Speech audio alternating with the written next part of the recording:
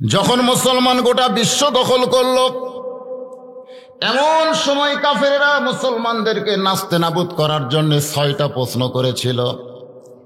রে মুসলমানেরা, এই 6টা প্রশ্নের উত্তর যদি দিবার পারো তাহলে আমরাও মুসলমান হয়ে যাব। 1 নম্বর প্রশ্ন হলো, তোমরা যে আল্লাহকে বিশ্বাস করো, আল্লাহ কোথায় আছে? খুব খেয়াল করবেন, আমরা যে আল্লাহকে বিশ্বাস করি, আল্লাহ কোথায় আছে? তোমরা যে আল্লাহকে বিশ্বাস করো, সে আল্লাহর আগেই পৃথিবীতে কে ছিল? তোমরা যে আল্লাহকে বিশ্বাস করো, সে আল্লাহর চেহারাটা দেখতে কেমন? তোমরা যে আল্লাহকে বিশ্বাস করো, সে আল্লাহটা এখন কোন জায়গায় বসে আছে? তোমরা যে নবীকে বিশ্বাস করো, সেই নবী লাইলাতুল মেরাজে 7 আসমান পাড়ি দিয়ে আল্লাহর আরশে গেছে। আমাদের প্রশ্ন হলো, কোন দরজা দিয়ে গেছে? দরজা দেখান লাগবে। এখানে কাফেরেরা মুসলমানদেরকে নাস্তে নাবুদ করার জন্য, আমি যে মানা আরাফা নফসাহু ফাকাদ আরাফা রাব্বাহু, এই আল্লাহর ওলির কথাটা বুঝানোর জন্য বলতেছি যে তোমাদের আল্লাহ কোথায় আছে, তোমাদের আল্লাহ কি করতেছে, তোমাদের আল্লাহ কোন দিক হয়ে বসে আছে, তোমাদের আল্লাহ ঢপ কেমন, তোমাদের আল্লাহ এখন কি করতেছে, তোমাদের নবী কোন দরজা দিয়ে আল্লাহর বাড়িতে গেল, দরজা দেখান লাগবে। আল্লাহ ব্যাপারে 5টা, নবী ব্যাপারে 1টা। এই 6টা প্রশ্ন করেছিল আজ থেকে প্রায় 1300 বছর আগে, যখন গোটা পৃথিবী মুসলমানের দখলে ছিল। যখন সুবহানাল্লাহ। এখন গোটা পৃথিবী কি মুসলমানের দখলে? এখন মুসলমান হয়ে গেছে ফুটবল। ফুটবল বোঝেন না? কাফেরেরা খেলতেছে আর মুসলমান হচ্ছে বল। হ্যাঁ, আর মুনাফিকেরা খালি তালি বাজাচ্ছে, তালি। আজকে যারা প্রকৃত মুসলমান তাদেরকে নিয়ে কাফেরেরা ফুটবল খেলতেছে, ওর লাত্তি মারতেছে, আমেরিকার কাছে যায়, আমেরিকা লাত্তি মারে রাশিয়ার কাছে যায়, রাশিয়া লাত্তি মারে ভারতের কাছে যায়। যেরকম বর্তমান আমাদের বাংলাদেশ ভারতের, বুঝতেছেন না? হ্যাঁ, একটু মনোযোগ দিয়ে শুনবেন। ইজা আসাবাতুহুম মুসিবাতুন ক্বালু ইন্না লিল্লাহি ওয়া ইন্না ইলাইহি রাজিউন।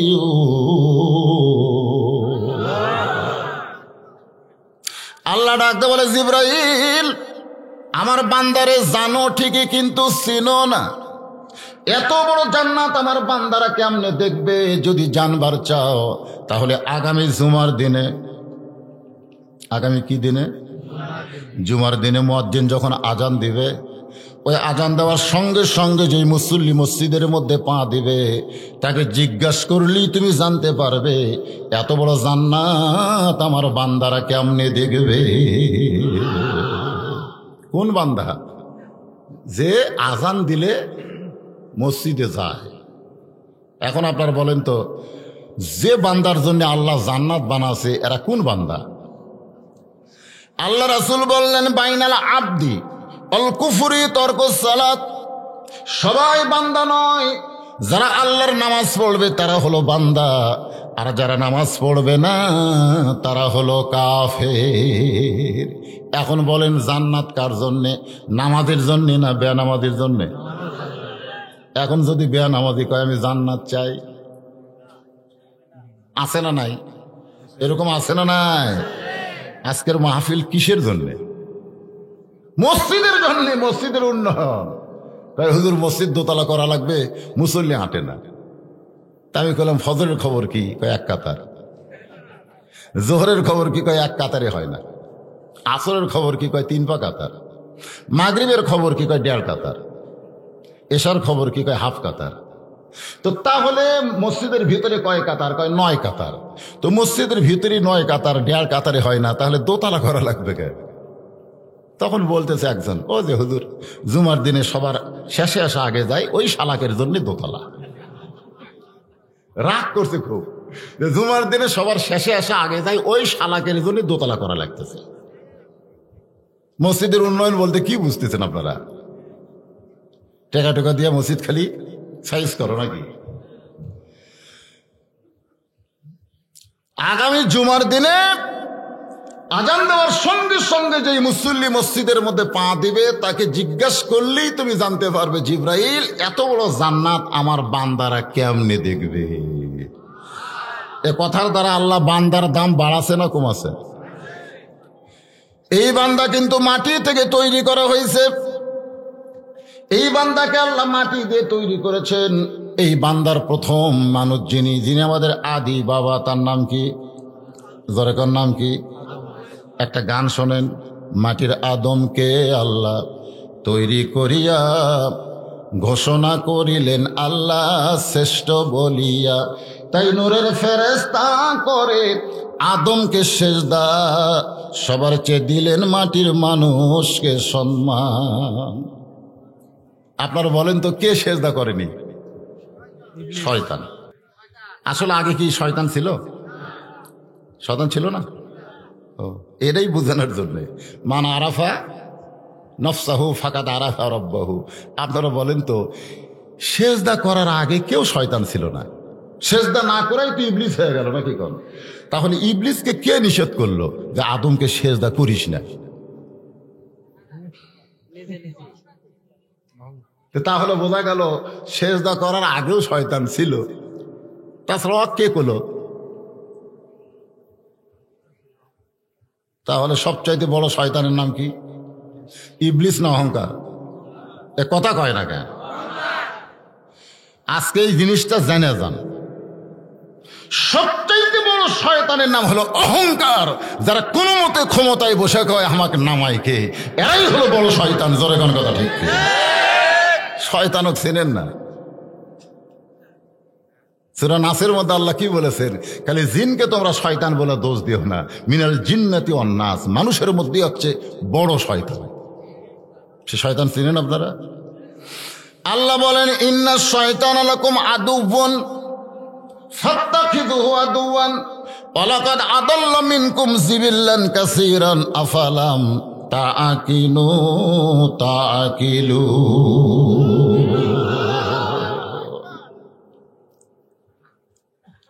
আল্লাহ বললেন জিবরাইল তুমি ইমাম হও। যে বললেন না আগামী জুমার দিনে যে প্রথম মসজিদে পা দিবে তাকে জিজ্ঞাসা করলি বুঝতে পারবে মুসলমানেরা মানে আল্লাহর বান্দা জান্নাত কেমনে দেখবে, মনে আছে? হ্যাঁ, তো তুমি ইমাম হও আর সমস্ত ফেরেশতারা মুসল্লি হও। আদমকে কাবা বানায়া ফেরেশতা জিবরাইল ইমাম হলেন, সমস্ত ফেরেশতা হলেন মুসল্লি। আল্লাহ বললেন উসজুদু লি আদামা, আদমকে সেজদা করো। সুবহানাল্লাহ কবেন না? আসলে সেজদার মালিক কে? আরো জোরে। কিন্তু সে আল্লাহ কেন বললেন আদমকে সেজদা করো? মান আরাফা নফসাহু ফাকাদ আরাফা রব্বাহু। তুমি যখন তোমাকে চিনতে পারবে তোমার আল্লাহকেও তুমি চিনতে পারবে।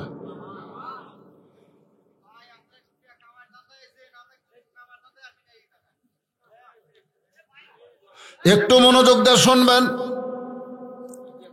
কারণ মাথায় যদি চুলকানি হয়, পায়ের পাতায় ঢোল কোম্পানি মানুষ মার্কা আওয়াজ দেয়া কোনো লাভ হবে? এজরকম হবে? আমার চুলকানি হচ্ছে কোথায় আর ওষুধ মালিশ করি কোথায়? পায়ের পাতায়। তো বাইরে যাবে তো। আজকে আমাদের যুবকেরা কেন নামাজ পড়ে না? মেয়েরা কেন বেপরদা হয়ে ঘোরে? মুরব্বীরা চামড়া ঢিল, আল্লাহর সাথে দিছে মিল। এগুলো আমাদের বোঝার দরকার আছে না? এজরকম আছে না? এক দাদা কয় এখনকার ছেলেরা সব খারাপ, একটা ছেলে ভালো না। আমি দাদা করলাম দাদা আপনি যখন যুবক আছিলেন তখন কেমন আছিলেন? দাদা কয় আমি যা শয়তান আসনু ভাই। তার মানে বোঝা গেল একটা বয়স, এটা শয়তানি করারই বয়স। জোরেকর কথা ঠিক কিনা? এই বয়সটা যখন পার হয়ে যায় তখন চামড়া ঢিল, আল্লাহর সাথে দিছে মিল, আর বিশ্বাস যে আমি আর বাঁচবো না, যে কোনো সময় মর্ম। কিন্তু আপনারা বলেন তো মৃত্যুর কথা এটা কি বুড়া হলে মনে হবে না সব সময় মনে রাখা লাগবে? কেন আমরা সব সময় মনে রাখতে পারি না? একটাই মাত্র কারণ হলো আমি আমাকে চিনতে পারি নাই। রথীন্দ্রনাথ একটা হিন্দু মানুষের গান গাইছে, পঞ্চআত্মা পঞ্চরুহু হিসাবেতে দেখা যায়, একেতে দুইয়েরই জনম পরমাত্মার মরণ নাই। কে বলে মানুষ মরে, মানুষ মরিলে তবে বিচার হবে কার। একটা হিন্দু মানুষ বুঝলো, আর আমরা মুসলমান হয়ে কিছুই বুঝলাম না। আজকে বোঝেন কেন ইন্নালিল্লাহ বলি? আমরা বোঝার দরকার আছে না নাই? দরকার আছে না নাই? আল্লাহর বান্দারা যে কথা বলতেছিলাম, হাজার হাজার খ্রিস্টানেরা একদিকে একত্র হয়ে গেছে ইহুদি খ্রিস্টানেরা, সবাই একত্র হয়ে গেছে। বর্তমানে গোটা বিশ্বে ইহুদি খ্রিস্টানদের মধ্যে কোনো দল নাই, ওরা সবাই এক। জোরে কোন ঠিক কিনা? আপনারা বলেন তো, ফিলিস্তিনের মুসলমানকে এত মারতেছে, অথচ ছোট্ট একটা ইসরায়েলকে আমেরিকা কিছুই কয় না। কারণ কি? ইহুদি এবং খ্রিস্টান এরা তলে তলে এক। এমনকি হিন্দুরাও পর্যন্ত ইহুদি খ্রিস্টানদের সঙ্গে এক হয়ে গেছে। খালি মুসলমানের মধ্যে ফিতনা শুরু হয়েছে। ঠিক, এখনো গোটা বিশ্বে মুসলমানের মধ্যে খালি ফিতনা, এতই ফিতনা। দোয়াল্লিন আর জোয়াল্লিন, একটা আমি নাচতে কয়, একটা জোরে কয়, একটা হাত এটি বাঁধে, একটা এটি বাঁধে, এই নিয়েই গন্ডগোল। কেউ কয় নূরের তৈরি, কেউ কয় মাটির তৈরি। এরকম একটা গন্ডগোল আছে না নাই? জোরে কান আছে না নাই? এই ফিতনা করতে করতে আমাকে আজরাইল এসে খাড়া হয়। হাজার হাজার খ্রিস্টানেরা একসাথে একত্র হয়ে মুসলমানদেরকে বলতেছে, রে মুসলমান, তোমরা যে আল্লাহকে বিশ্বাস করো, সে আল্লাহ এখন কোথায় আছে? তোমাদের আল্লাহকে যে বিশ্বাস করো, সে আল্লাহর ঢপটা কেমন? তোমাদের যে আল্লাহকে বিশ্বাস করো, সে আল্লাহ কোন দিক হয়ে বসে আছে? তোমাদের আল্লাহর আগে এই পৃথিবীতে কে ছিল? তোমাদের আল্লাহ এখন কি করতেছে? তাহলে কয়টা হলো? আর বলেছে, তোমরা যে নবীকে নিয়ে পাগল হয়েছ, যেই নবীর নাম শুনলেই তোমরা দরুদ পড়ো, সেই নবী তোমাদেরকে কেমন মিথ্যা কথা বলেছে তোমরা জানো? নবী 7 আসমান পাড়ি দিয়ে কোন দরজা দিয়ে আল্লাহর আরশে গেল, এই দরজা দেখান লাগবে।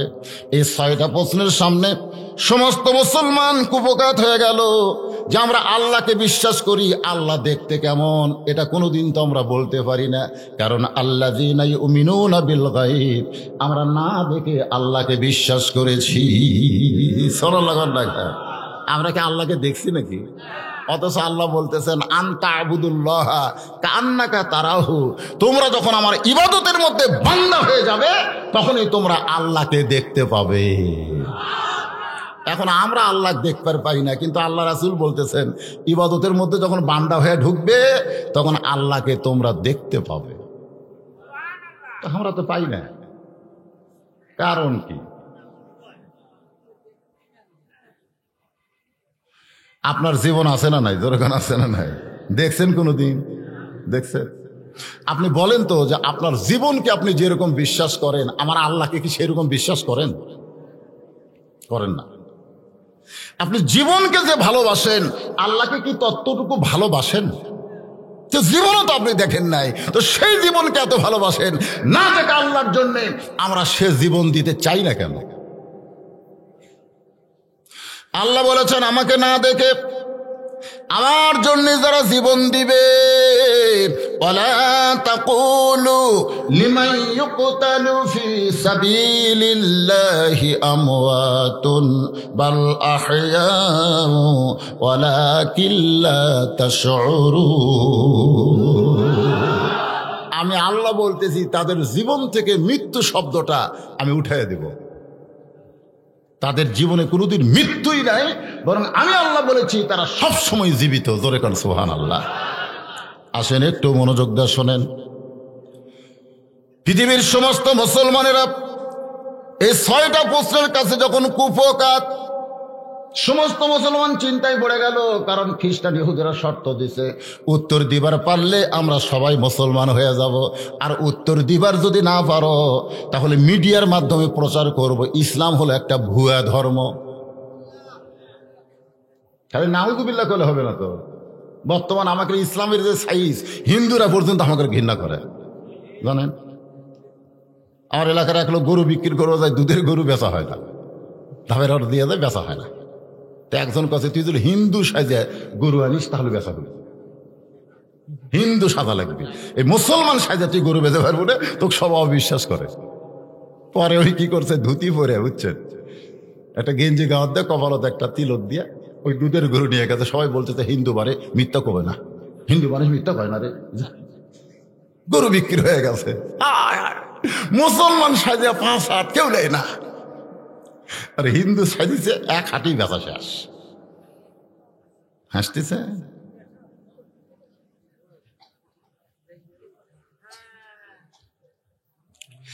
আল্লাহর বান্দারা যারা কোরআনের মাহফিল আইছেন, আজকের বিষয় হলো 2টা। জোরে গান কয়টা?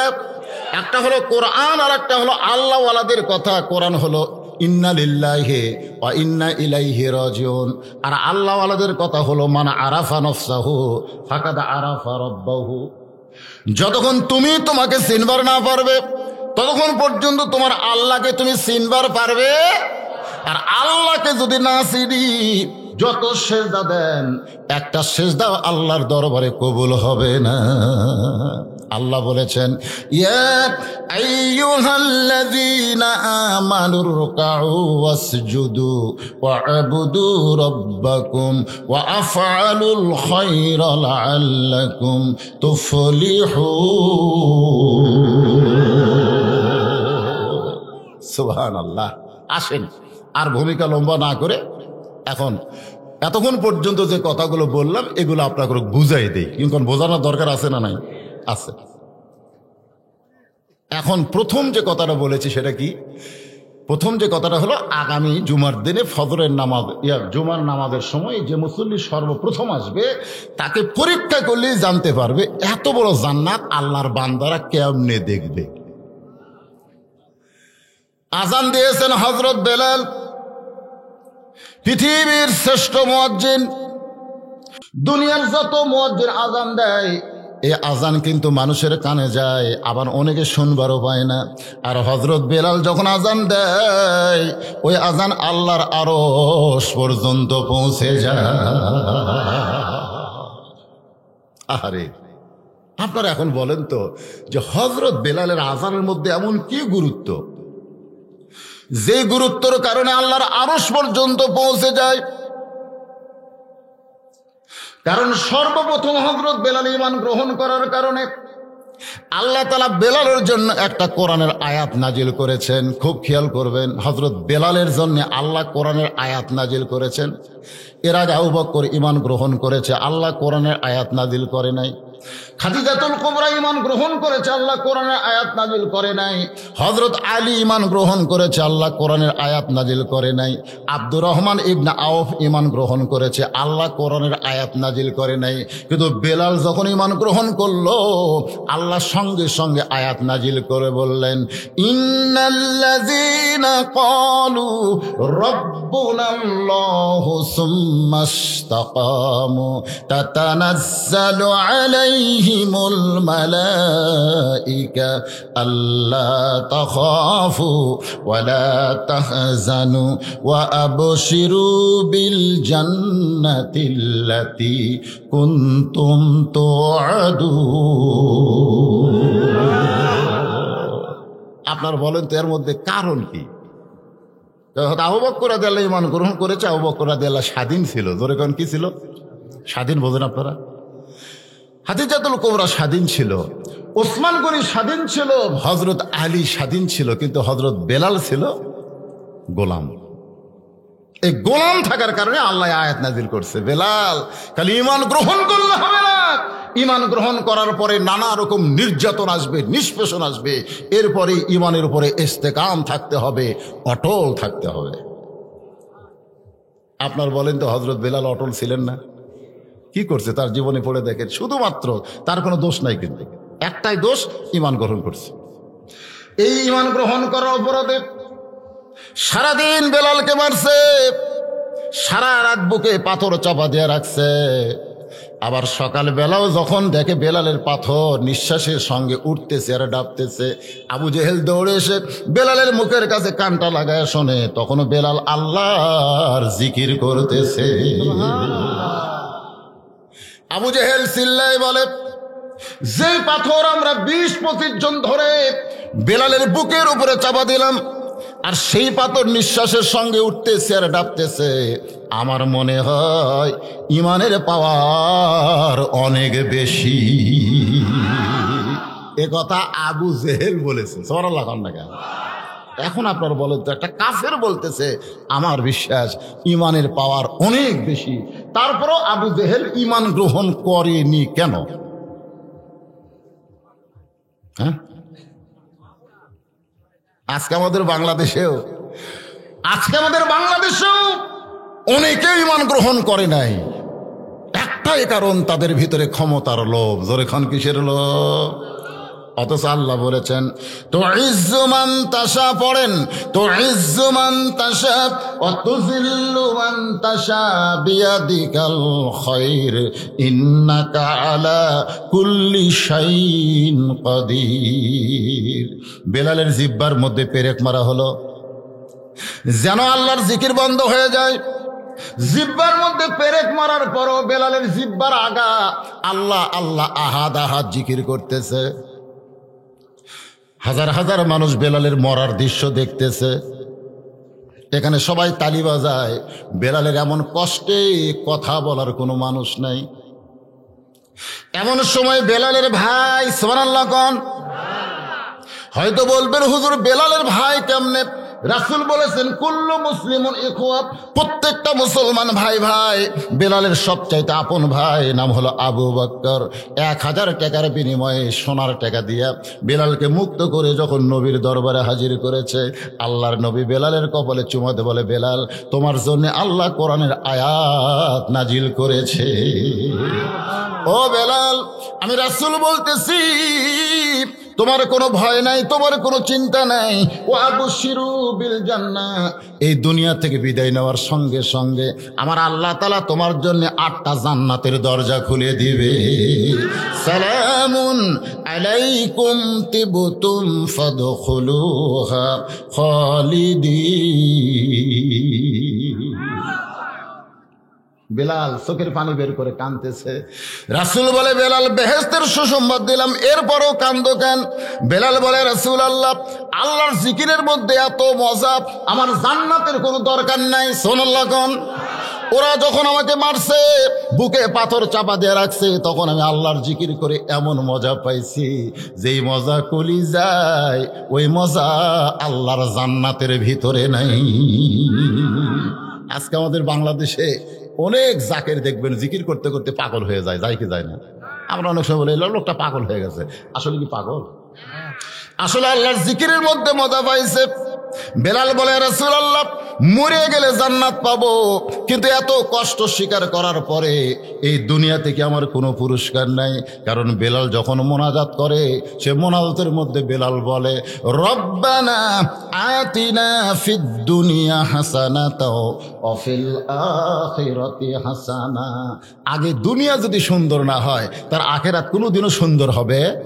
যারা কোনো সুন্দর হবে? আমার দুনিয়ার পুরস্কার কি? আল্লাহ রাসূল বলে, বেলাল এই দুনিয়াতে তুমি আবার কি চাও? বেলাল বলে, হুজুর দুনিয়াতে আমি একটু মুয়াজ্জিন হয়ে যে আল্লাহ আল্লাহ জিকির করে পিটন খাইছি, ওই আল্লাহকে বড় আকারে, আল্লাহ আমার মহান, সেটা বড়ত্ব আকারে আমি একটু প্রচার করতে চাই। জোরে কোন সুবহানাল্লাহ। আল্লাহ রাসূল বেলালের কপালে চুমা দিয়ে বললেন, বেলাল এই পরিবেশ বর্তমানে মক্কাত নাই। তুমি যে জোরে আল্লাহু আকবার কইবা, সেই পরিবেশ বর্তমানে মক্কাত নাই। এই পরিবেশ যেদিন সৃষ্টি হবে, এই পরিবেশ যেদিন তৈরি হবে, সেদিন তুমি সর্বপ্রথম জোরে আজান দিবে। জোরে কোন সুবহানাল্লাহ।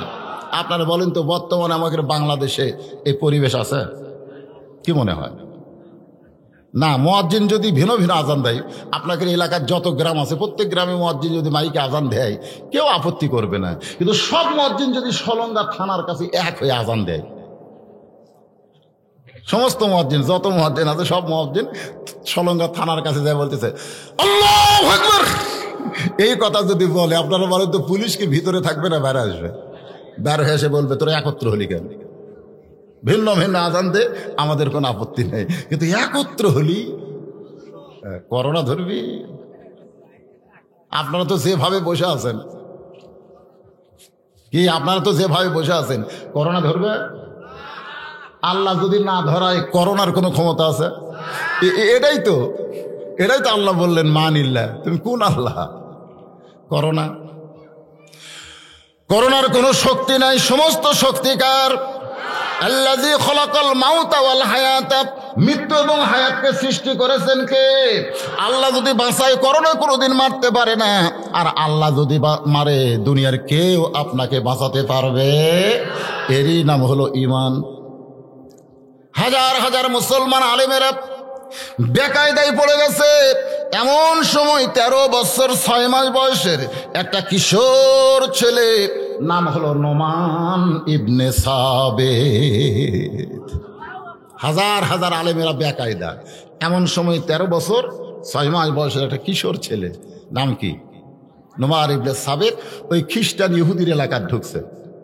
যারা অহংকার করে বলতেছে যে 6টা প্রশ্নের উত্তর দিবার পারলে আমরা মুসলমান হব, না দিবার পারলে গোটা বিশ্ব মিডিয়ার মাধ্যমে প্রচার করে দেব ইসলাম হলো ভুয়া জাত। আপনারা বলেন ইসলাম কি ভুয়া? সব কি না, ইসলাম ছাড়া সব। এই কথাটা বলা লাগবে, এটা আমার কথা না, কথা কার? আল্লাহ কোরআনে বললেন, ওয়ামাইয়াবতাগি গায়রাল ইসলাম দীনান ফালাই ইউকবালা মিনহু। ইসলাম ছাড়া অন্য কোন ধর্ম যদি কেউ গ্রহণ করে, আল্লাহ বলেছেন সেইটা কবুল করা হবে না। আল্লাহর কাছে একমাত্র ধর্মের নাম কি? আর খ্রিস্টান ইহুদিরা কি কয়? আমরা প্রচার করবো এটা ভুয়া। কোন আলেম যখন সামনে যাওয়ার পারে নাই, 13 বছর 6 মাস বয়সের একটা কিশোর ছেলে নোমার ইবনে সাবেত ওই খ্রিস্টানদের সামনে গিয়ে বলতেছে, রে খ্রিস্টানেরা, তোমরা যে 6টা প্রশ্ন করতেছো, আল্লাহ চাহে তো আমি সবগুলোর উত্তর দিবার পারবো। এক আলেম যা বলতেছে যে তুমি কি ওই 6টা প্রশ্ন শুনছে? তুমি যে একটা সওয়াল মানুষ, তুমি যে বলতেছো আমি 6টা প্রশ্নের উত্তর সব দিব। আমরা বড় বড় আলেমেরা যেখানে কাঠ হয়ে পড়ে আছি, আর তুমি আমাকে ছাত্র হয়ে তুমি 6টা প্রশ্নের উত্তর দিবে, তুমি কি প্রশ্নগুলো শুনছে? তখন বলতেছে, ওয়াইজা তুলিয়াত, শোনেন আল্লাহর কোরআন থেকে নোমান ইবনে সাবেত বলতেছেন, ওয়াইজা তুলিয়াত আলাইহিম আয়াতুহু জাদাতুহুম ঈমানা ওয়া আলা রাব্বিহিম ইয়াতাওয়াক্কালুন। আমি সব সময় আল্লাহর কোরআন তেলাওয়াত করি, আমি কোরআনের হাফেজ, আর কোরআন তেলাওয়াত করতে করতে আমার ঈমান এত বেড়ে গেছে, আমি যদি নাও পারি আল্লাহ পাক আমাকে পারায়া দিবে। কারণ আমার বিশ্বাস ইসলাম ছাড়া কোনো ধর্মই নাই। আর ওই শালারা কয় ইসলাম ভুয়া। আমার ঈমান বলতেছে আমি না পারলেও আল্লাহ পারাবে। আপনাদের মনে কি হয়? আপনাদের মনে কি হয়? আমেরিকা, রাশিয়া, ব্রিটেন, ফ্রান্স যতই পারমাণবিক বোমা তৈরি করেন, বিশ্ব থেকে মুসলমানকে উৎখাত করবে, এটা কখনোই সম্ভব না। মুসলমানের কাছে সবচাইতে বড় বোমা আল্লাহর কোরআন রয়েছে। ধরে কোন কথা ঠিক কিনা? পারবে? ওদের কাছে কি আছে? নমুদের কাছে তো আগুনের চুলা ছিল, পারছে? পারছে? 40 দিন ধরে আগুন জ্বলায়, আর কয় যেখানে হাজার হাজার ইব্রাহিম পুড়ে পড়ার সাথে সাথে পুড়ে আছে, দেওয়ালের কান আছে হুজুর, দেওয়ালের কান আছে। কি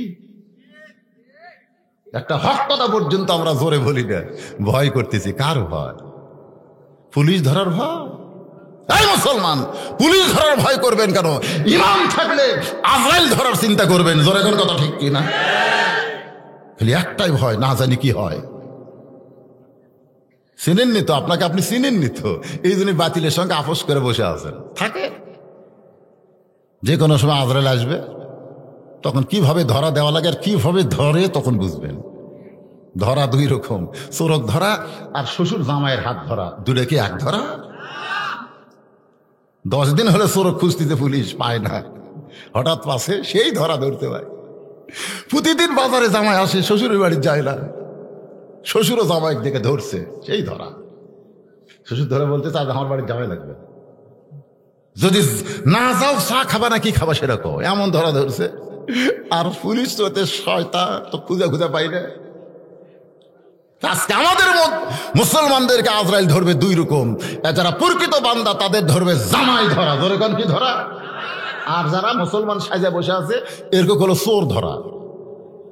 তা আপনারা কোন ধরার মধ্যে পড়বেন? মাশাআল্লাহ, আল্লাহ কবুল করুক। ধরে কোন আমিন। ইজা আসাবাতুহুম মুসিবাতুন ক্বালু ইন্না লিল্লাহি ওয়া ইন্না ইলাইহি রাজিউন। হযরত বেলাল আযান দিয়েছে জুমার। সুবহানাল্লাহ।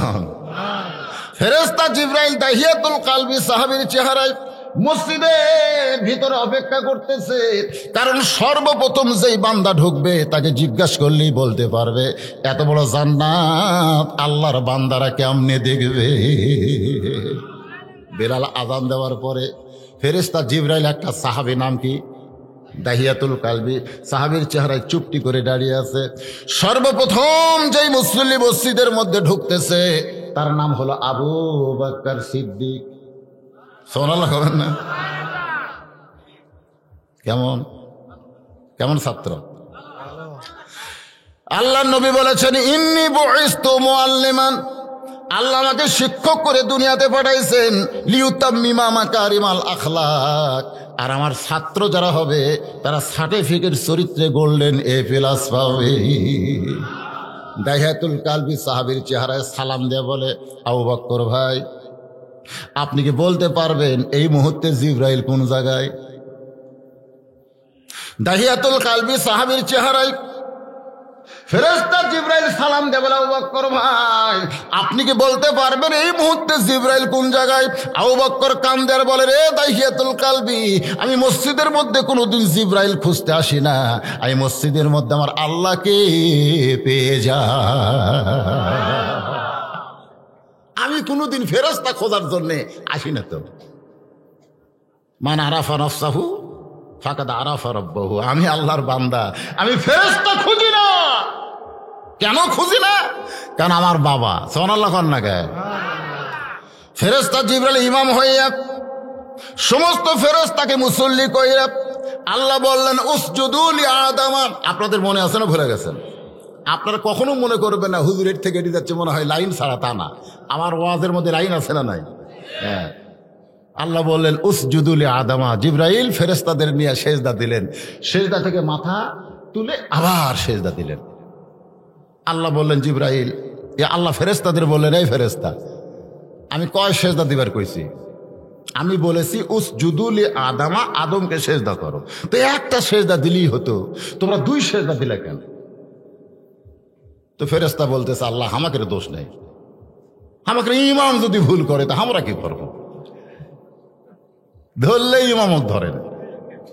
আল্লাহ বলতেছেন, না, ইমাম ভুল করলে মুসল্লিদের সজাগ হতে হবে।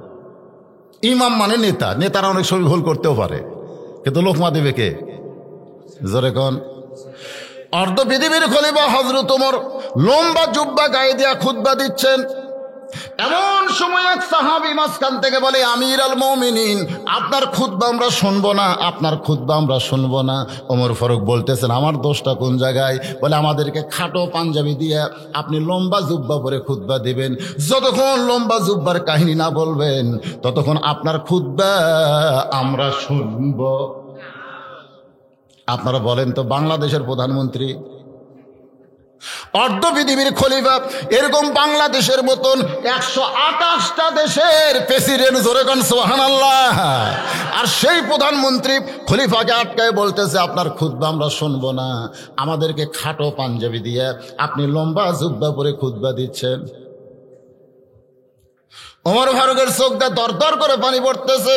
এমন সময় হযরত আব্দুল্লাহ ইবনে ওমর বাবার পাশে উকিল হয়ে বলতেছে, রে নবীর সাহাবীরা, তোমাদের পরনে খাটো পাঞ্জাবি হলেও তো নতুন পাঞ্জাবি পরে তোমরা নামাজ পড়তে এসেছো, আমার পরনের দিকে তাকায় দেখো, আমার পরনে কোনো নতুন কাপড় নাই।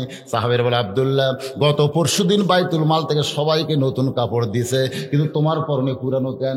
আব্দুল্লাহ বলতেছে, গভীর রাত্রে দুনিয়ার সবাই যখন ঘুমায়েছিল, এমন সময় আমার বাবা আমার দরজায় আব্দুল্লাহ আব্দুল্লাহ বলে ডাকতেছে। আমি দরজা করে তাকায় দেখি বাবা একটা পাঞ্জাবি নিয়ে দাঁড়ায় আছে। আমি খুশি হয়ে বললাম, বাবা, বাইতুল মাল থেকে একটা পাঞ্জাবি আমারে দিল, আর একটা পাঞ্জাবি দিবার আইছেন কেন? ওমর ফারুক বললেন, ইন্নাল্লাহা ইয়ামুরুকুম আন তুআদ্দুল আমানাতি ইলা আহলিহা ওয়া ইযা হাকামতুম বাইনান নাস আন তাহকুমু বিল আদল। আব্দুল্লাহ রে, আমি তোকে আর একটা পাঞ্জাবি দিবার আসি নাই, এটা আমার ভাগে পড়েছে। আমি গাইদা দিকে এত ছোট, এই ছোট পাঞ্জাবি পরে আগামীকাল জুম্মায় খুতবা কেমনে দিব? তাই তোর পাঞ্জাবিটা আমাকে একটু দান করে দে বাবা, তোরটার আমারটা মিলে লম্বা জুব্বা বানাবার চাই। আব্দুল্লাহ বলে, গভীর রাত্রে আমার পাঞ্জাবি আমার বাবাকে দান করার পরে বাবা নিজেরটার আমারটা মিলে একত্র করে লম্বা জুব্বা পরে আজকে তোমাদের সামনে খুতবা দেয়। সমস্ত সাহাবীরা কান্দের বলে, আল্লাহ, যতদিন লোকমা থাকবে দুনিয়ায় ততদিন খারাপ নেতা কোনোদিন মানুষের কাছে আসবে না। সুবহানাল্লাহ কবেন না? যাই আসে তাই ভোট চায়, আর আপনারা কি কন? সামনে নির্বাচন আছে না নাই? যাই আসতে দেন ভোট দেন। আল্লাহ বলেছে, ওয়াইযা হাকামতুম বাইনান নাস আন তাহকুমু বিল আদল, মানুষের মধ্যে তাকে নির্বাচন করবা যার মধ্যে আদল ইনসাফ আছে। চেয়ারম্যান হয়ে যত খারাপ কাম করবে একলাই চেয়ারম্যানের পাপ হবে না, যারা ভোট দেয় চেয়ারম্যান বানাছে ওদের আমল নামাও পাপ চলে আসবে। চেয়ারম্যান হয়ে ভালো কাজ করবে, চেয়ারম্যান একলা সব পাবে না, যারা ভোট দিছে ওদের আমল নামও আল্লাহ সব দিয়ে দিবে। এখন বুঝেন কাক দিবেন?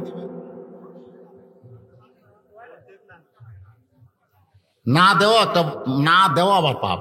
আপনি নিজের অধিকারকে মান আরাফা রফসাহু ফাকাদ আরাফা রব্বাহু, আপনি কে এটা আপনি বুঝতে পারলেন না। দেওয়ার আগে ভোট হয়, এটা আমরা অন্যায় সাথে আপোষ করছি। আমাদের মধ্যে কোনো আন্দোলন নাই। শোনেন, বাড়িওয়ালা যদি ন্যাংরা হয় আর চোর যদি আমার মতন জুয়ান তাগড়াও হয়, বাড়িওয়ালা ন্যাংরা হাঁটতে পারে না, বাড়ির মধ্যে আছে, চোর যায় কেবল দরজাত হাত দিছে, ন্যাংরা বলতেছে কে রে, সঙ্গে সঙ্গে চোর দৌড়। আপনারা বলেন তো শক্তিশালী চোর দৌড় মারলো কেন? কারণ চোর যেটা করতেছে এটা অন্যায়, আর বাড়িওয়ালা যেটা বলতেছে এটা হলো ন্যায়। আমরা হলাম বাড়িওয়ালা, আমরা ন্যায় পরায়ণ মানুষ।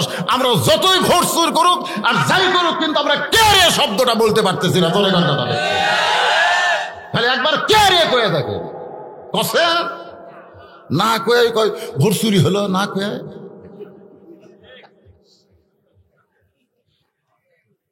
ইজাত আসাবাতুহুম মুসিবাতুন ক্বালু ইন্না লিল্লাহি ওয়া ইন্না ইলাইহি রাজিউন। দাহিয়াতুল কালবি সাহাবীর চেহারায় জিবরাইল বারবার বলতেছে, আপনি কি বলতে পারবেন জিবরাইল কোন জায়গায়?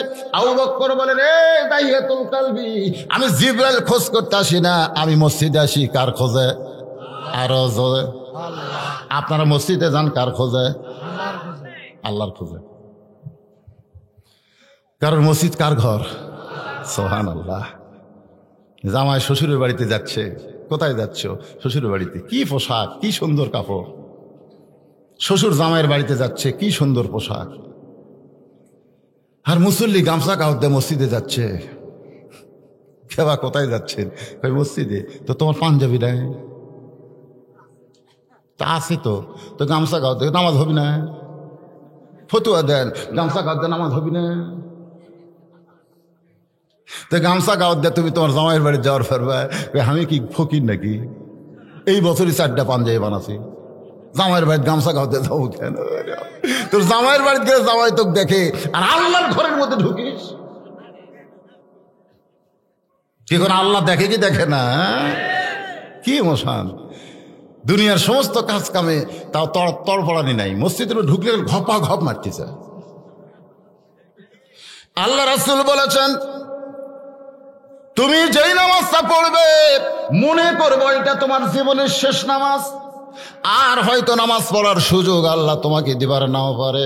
আবু বকর বলতেছে, জিবরাইল ফেরেশতা রে দাহিয়াতুল কালবি, তুমি বারবার কেন জিবরাইলের কথা বলতেছো? দাহিয়াতুল কালবি বলতেছে, দেখেন তো কোন জায়গায়। সঙ্গে সঙ্গে আবু বকর চক্ষু বন্ধ করছে। সুবহানাল্লাহ। চক্ষু বন্ধ করে দাহিয়াতুল কালবির হাত ধরে বলতেছে, তুমি না জিবরাইল?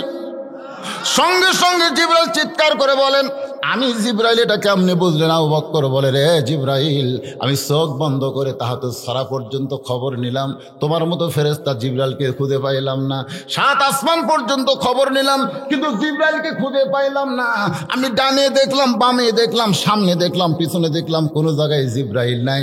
আমার বিশ্বাস তুমি আল্লাহর ফেরেশতা জিবরাইল। সঙ্গে সঙ্গে জিবরাইল বলে, আল্লাহু আকবার। তোমার যেই বান্দা চোখ বন্ধ করে গোটা পৃথিবীর খবর নিবার পরে, সেই বান্দার জন্য জান্নাত দেখা কোনো ব্যাপার না। ফেরেশতাদের চাইতেও বান্দার গতি অনেক বেশি। জোরে কর সুবহানাল্লাহ। চিনেন? মান আরাফা নফসাহু ফাকাদ আরাফা রাব্বাহু। আমি আপনাকে চিনতে পারি নাই, আমি আমারে চিনতে পারি না, এই জন্য আমার আল্লাহকে আমি বুঝতে পারি নাই। একটু মনোযোগ দিয়ে শুনবেন। আল্লাহ ডাক দিয়ে বলে, রে ফেরেশতারা, ইমাম ভুল করতে পারে, কিন্তু তোমরা ভুল করলে কেন? তোমরা কেন ভুল করলে? তো বলতেছে আল্লাহ আমাকে ধরেন না, আল্লাহ জিবরাইলকে ধরেন। তা আল্লাহ জিবরাইলকে বলতেছে, জিবরাইল উসজুদু লি আদামা শব্দের অর্থ কি? জিবরাইল বলতেছে, আল্লাহ উসজুদু লি আদামার শব্দের অর্থ হলো আদমকে সেজদা করো। তো একটা সেজদা দিলেই হবে, তুমি দুটা দিলা কেন?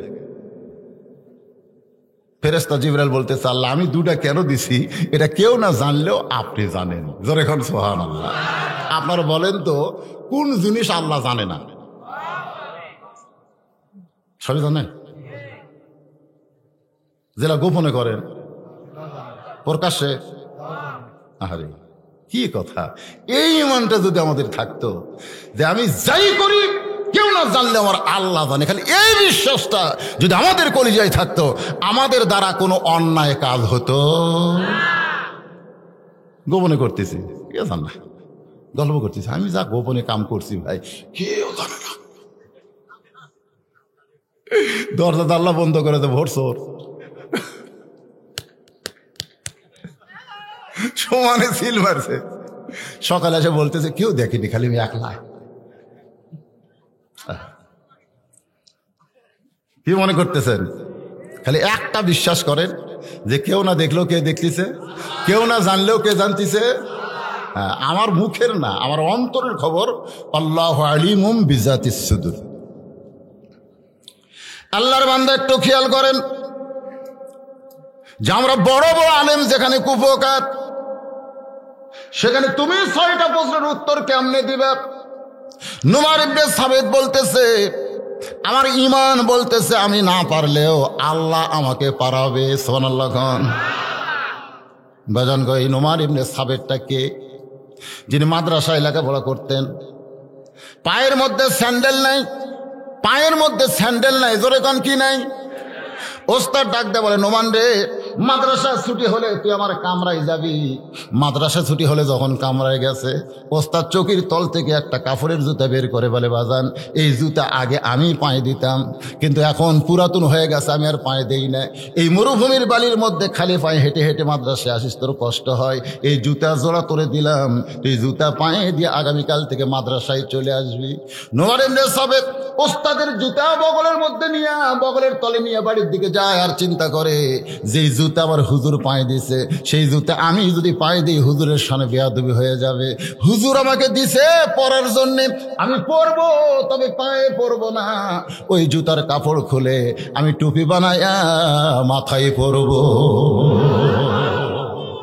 সারা রাত ধরে জুতা পরিষ্কার করে জুতার কাপড় খুলে নোমান ইবনে সাবিত টুপি বানাইছে। সেই টুপি মাথায় দিয়ে পরের দিন খালি পায়ে মাদ্রাসায় আইছে। ওস্তাদ পায়ের দিকে তাকায় মনে মনে চিন্তা করে, আমার পুরান জুতা বলে তুই ঘৃণা করে ফাইলা দিছিস, আমার পুরান জুতা বলে তুই পায়ে দিস নাই। নোমান ইবনে সাবিত, মাদ্রাসা ছুটি হলে তুই আমার কামরায় যাবি। যে মাদ্রাসা ছুটি হয়েছে, কামরায় যাওয়ার সঙ্গে সঙ্গে চোখের তল থেকে চামড়ার চাবুক বের করে সমান তালে মার শুরু হয়েছে। মারতে মারতে চামড়া কেটে রক্ত পড়ে যায়, নোমান ইবনে সাবিতের গায়ের জামা ভিজে যায়।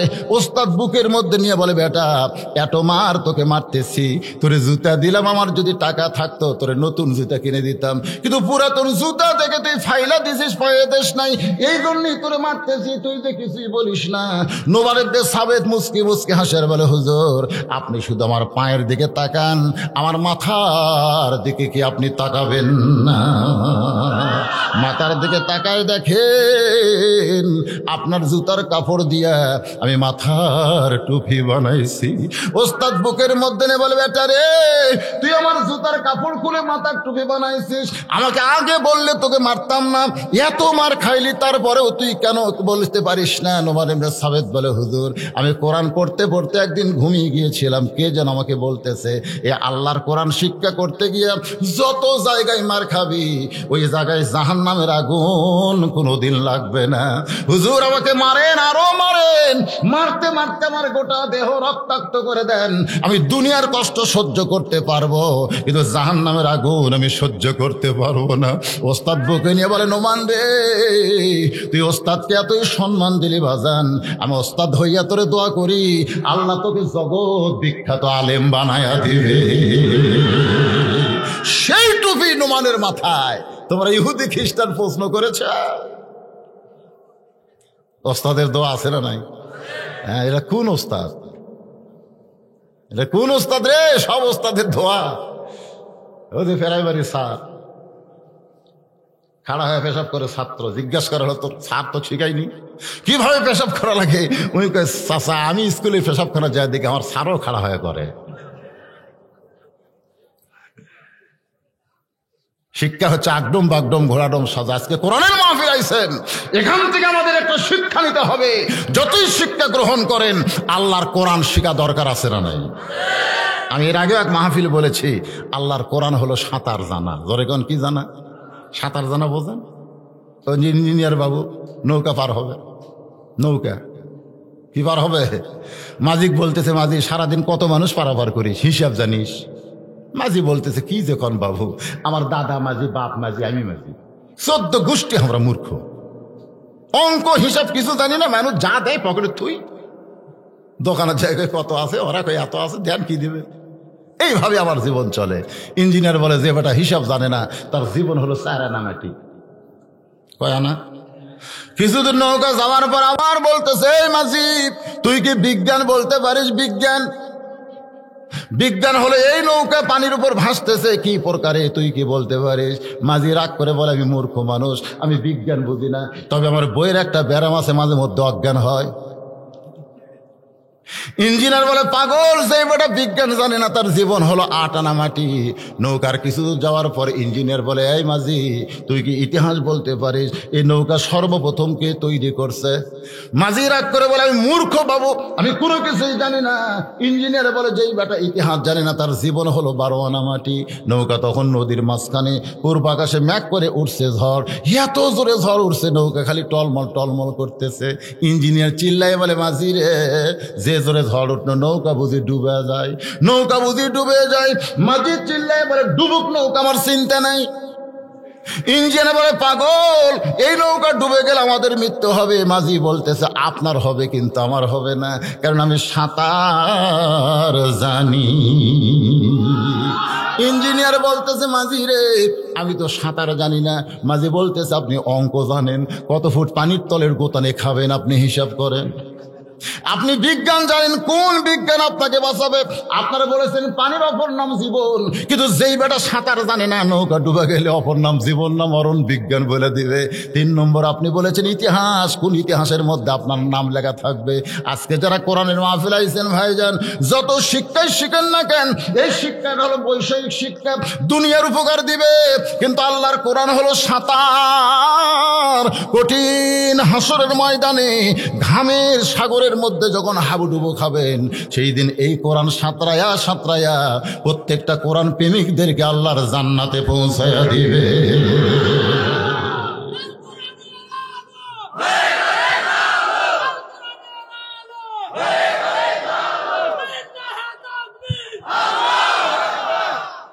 লিল্লাহে তাকবীর।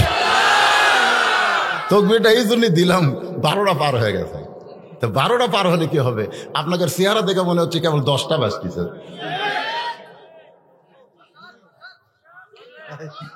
না চলবেই তো, চলবে না?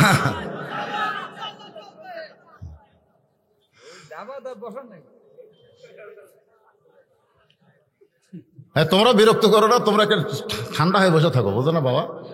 এই যে এই দিকের লোকগুলো ঘামেও দেখতে পাচ্ছি না, ওরা কি বিপদ। একটু মহব্বতের জিকির করে, লা ইলাহা ইল্লাল্লাহ, লা ইলাহা ইল্লাল্লাহ, লা ইলাহা ইল্লাল্লাহ, লা ইলাহা ইল্লাল্লাহ, লা ইলাহা ইল্লাল্লাহ, লা ইলাহা। লা ইলাহা ইল্লাল্লাহু মুহাম্মাদুর রাসূলুল্লাহ। হাজার হাজার আলেম চলে আইছে, সুবহানাল্লাহ খান। কেন একটা ছেলে যখন সাহস করে বলতেছে, ওই ছেলেটা পারে কি না পারে দেখার জন্য মুসলমানের দরকার আছে না নাই? একদিকে ইহুদি খ্রিস্টান, আর একদিকে মুসলমান আলেমেরা। আলেমদের মধ্যে নোমান ইবনে সাবেত দাঁড়িয়ে গেছে, বয়স হলো 13 বছর, কয় মাস? 6 মাস। একটা কিশোর ছেলে। আর হাজার হাজার খ্রিস্টানদের মধ্যে একজন সভাপতি হয়ে চেয়ারে বসে পড়ছে। সভাপতি, জোরে কোন কি? সভাপতি বোঝেন না? গোটা মাহফিলে একজন সভাপতি থাকে, ওইখানে মুসলমান খ্রিস্টানদের মধ্যে দ্বন্দ্ব, একজন সভাপতি হইয়া গোটা অনুষ্ঠান পরিচালনা করতেছে। এবার খ্রিস্টানদের সভাপতি বলতেছে, রে মুসলমানেরা, আমরা তোমাদের আল্লাহ ব্যাপারে 5টা প্রশ্ন করেছি। 1 নম্বর, তোমাদের আল্লাহ কোথায় আছে? 2 নম্বর, আল্লাহ এখন কি করতেছে? 3 নম্বর, তোমাদের আল্লাহ দেখতে কেমন? 4 নম্বর, তোমাদের আল্লাহ ঢপটা কেমন, কোন দিক হয়ে বসে আছে? 5 নম্বর হলো, তোমাদের আল্লাহর আগে এই পৃথিবী থেকে ছিল। ওদের ধারণা হলো যে আমাদের আগে আমার বাপ, তার আগে দাদা, তার আগে পরদাদা, তাহলে আল্লাহর আগে কি আছিল? মাঝে মধ্যে আমি যখন ছোট ছিলাম না, আমার মনে মনে হচ্ছিল আল্লাহর আগে কি আসলো, এরকম কিন্তু আমাকেও মাঝে মধ্যে মনে হয়। কিন্তু সঙ্গে সঙ্গে আমাদের ঈমান কি বলে? লা ইলাহা ইল্লাল্লাহু মুহাম্মাদুর। এটা আমাকে ঈমান বলে, কিন্তু যারা বেঈমান তারা তো এরকম চিন্তা করতে পারে, পারে কি পারে না? তোমাদের নবী কোন দরজা দিয়ে আল্লাহর আরশে গেছে? তোমরা বলো 7 আসমান পাড়ি দিয়ে আল্লাহর আরশে গেছে। আল্লাহর সঙ্গে নবীর দেখা হয়েছে, নবী 5 ওয়াক্ত নামাজ পাইছে। সেই নামাজ আজকে আমরা আদায় করার জন্য মসজিদ করেছি, সেই মসজিদের উন্নয়নে আজকে মাহফিল চলতিছে। ধরে কোন কথা ঠিক কি না? কোন দরজা দিয়ে গেছে? দরজা দেখার লাগবে। সমস্ত আলেমেরা নোমান ইবনে সাবেতকে বলে, বাজান ওই 6টা প্রশ্নের কাছে আমরা কিন্তু কিছুই না, তুমি সাহস করেছো, এখন যাও, এখন যাও। নোমান ইবনে সাবেত মাথার টুপি খুলে চুমু দিছে, জোরে কোন সুবহানাল্লাহ। টুপিটা আসলে কি? হুজুরের পায়ের জুতার কাপড় দিয়ে বানাইছে, আর হুজুর বুকের মধ্যে নিয়ে বলেছে, আল্লাহ তোকে বিশ্ববিখ্যাত আলেম বানাবে। আপনারা বলেন তো, টুপি নবীর সুন্নত, আবার হুজুরের দোয়া, এর চাইতে বেশি কিছু লাগে? খ্রিস্টান সভাপতির সামনে গিয়ে বলতেছে, রে সভাপতি, তুমি যে 6টা প্রশ্ন করেছো, এই 6টা প্রশ্নের উত্তর তোমার জানা আছে? তুমি যে 6টা প্রশ্ন বারবার মুসলমানদেরকে বলতেছো, এই 6টা প্রশ্নের উত্তর কি তোমার জানা আছে? সভাপতি চিল্লায় বলতেছে, আমি শুধু প্রশ্ন জানি, উত্তর জানি না। শুধু প্রশ্ন জানি। আমাকে বলতেছে, হুজুর দাউদ নবীর মায়ের নাম কি? আমি কইলাম, আমি জানি না। তুমি কি জানো? ভাই প্রশ্ন জানি, উত্তর জানি না। তাহলে কেন তুমি প্রশ্ন করলে? ভাই হুজুর আপনার ঠকানোর জন্য করছি। আমরা খ্রিস্টানেরা প্রশ্ন জানি কিন্তু উত্তর জানি না। নোমান ইবনে সাবেত বলে, এখন আমার দিকে তাকাও, আমি প্রশ্নও জানি, উত্তরও জানি। রে মুসলমান, খ্রিস্টান, ইহুদি, তোমরা এখন সবাই বলো, আজকের হাজার হাজার মানুষের মধ্যে সবচাইতে সম্মানী কোন ব্যক্তি হবে? যে শুধু প্রশ্ন জানে না, যে প্রশ্নও জানে, উত্তরও জানে। সমস্ত লোক সমস্যারে বলতেছে, আজকে হাজার হাজার মানুষের মধ্যে ওই ব্যক্তি সবচাইতে সম্মানিত হবে যে প্রশ্নও জানি, আবার উত্তরও জানি। সমস্ত খ্রিস্টান মুসলমান এক হয়ে বলতেছে, আমাদের মধ্যে যে ব্যক্তি প্রশ্নও জানে, উত্তর জানে, তিনি সম্মানিত বেশি। নোমান ইবনে সাবেত বলে, দেখো তোমরা যাকে চেয়ারে বসাইছো, সে তোমাদের মতোই, খালি প্রশ্ন জানো কিন্তু উত্তর জানে না। আর আমি দাঁড়িয়ে আছি মাটিতে, আমি প্রশ্নও জানি, উত্তরও জানি। এখন বলো চেয়ার কার? সমস্ত খ্রিস্টান, মুসলমান, ইহুদি চিল্লায় বলতেছে, এই সভাপতি চেয়ার থেকে নাম, কারণ তুইও যা, আমরাও তাই। এটা না বুঝালে বোঝানো যাবে না। তোর এখন কথা ঠিক কিনা? এতক্ষণ পর্যন্ত মনে করছো না সভাপতি। আমাদের বাংলাদেশে অনেক সভাপতি আছে, আছে না নাই? আমি ওয়াজ করি, সাইড থেকে কয়, হুজুর এটা কর না, হুজুর এটা কর না, হুজুর এটা কথা না, হুজুর। মানে আমার ওয়াজ শুনে সভাপতি কাঁপতেছে ভয়ে। আমি বলে, কে ভাই এত ভয় কে? বুঝেন না হুজুর, দেশের পরিস্থিতি ভালো না এখনই। আপনারা বলেন তো, যদি ধরে কাক ধরবি? সভাপতি ধরবি না আমাকে ধরবি? এ কথা কর না কেন? কিন্তু সভাপতি এত ভয় করার পিছনে কারণ হলো ওর মধ্যে দুর্বলতা আছে, আছে না নাই? তুইও যা, আমরাও তাই। তুইও 6টা প্রশ্ন জানিস, আমরাও জানি, কিন্তু উত্তর শুধু একজনই জানে। সভাপতি চেয়ার থেকে নাম, এতগুলো দাবির মুখে এখন সভাপতি কি চেয়ারে থাকবে?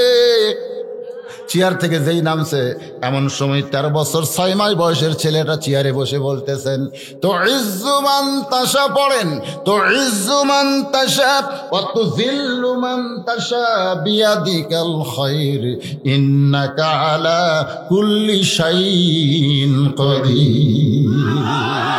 তোমরা মনে করেছিলে চেয়ারে বসছে আর নামবে না? আজও বাংলাদেশে অনেকে বলে, হুজুর যতদিন বেঁচে থাকবে ততদিন চেয়ার থেকে কেউ নামাবার পারবে না।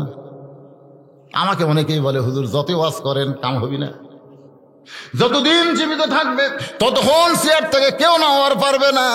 এই কথা কোনো ইমানদারের মুখ দিয়ে প্রকাশ পায় না। ইমানদারের বিশ্বাস হলো আল্লাহ যখন খুশি তাকে নামাবে, আবার যখন খুশি আর একজনকে বসাবে। জোরে কোন কথা ঠিক কি?